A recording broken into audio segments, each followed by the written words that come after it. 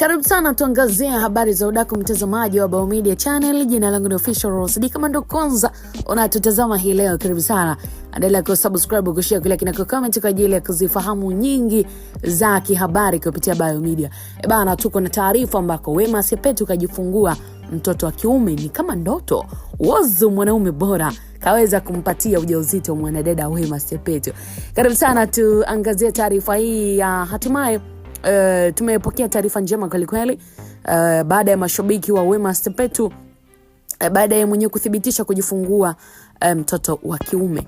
Bana, kabla ya kujifungua Wema aliandaliwa sherehe ya baby shower ya kushtukiza na marafiki zake wa karibu akiwemo Aunt Ezekiel alionekana, lakini pia Wolper Stylish alionekana, Shamsa Ford alionekana katika tukio hilo pamoja na Petit Mani wa Kuache pamoja na marafiki wengine wengi tu. Sasa inadaiwa kuwa sherehe hiyo iliandaliwa bila Wema kufahamu, ikiwa ni sehemu ya kumuonyesha upendo na kumwombea heri katika safari yake ya uzazi.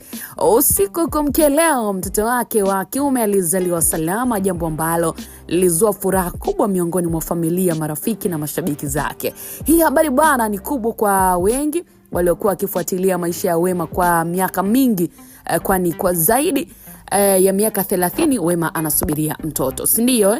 Lakini pia tunafahamu kwamba ndani ya hiyo miaka 30 amekuwa akikumbana na maswali mizana, wakati mwingine maneno ya kutisha, lakini pia kukatisha tamaa kuhusu swala la kupata mtoto. Sasa leo ndoto yake imeweza kutimia na kuandika ukurasa mpya katika maisha yake. Hongera nyingi zimemwendea Wema Sepetu kwa hatua hii muhimu ya kuwa mama, lakini pia pongezi maalumu pia kwa mpenzi wake Wozzu kwa zawadi hii ya kipekee kabisa ya maisha, maana yeye ndo kawa shujaa wa mchezo wa wanaume wengi ambao wamekutana nao mwanadada Wema Sepetu toka Kanumba afariki dunia.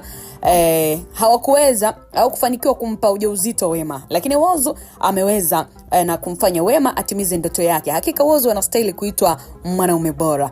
Bana, Diamond Platnumz alishindwa kumpatia ujauzito Wema, lakini Wozzu ameweza.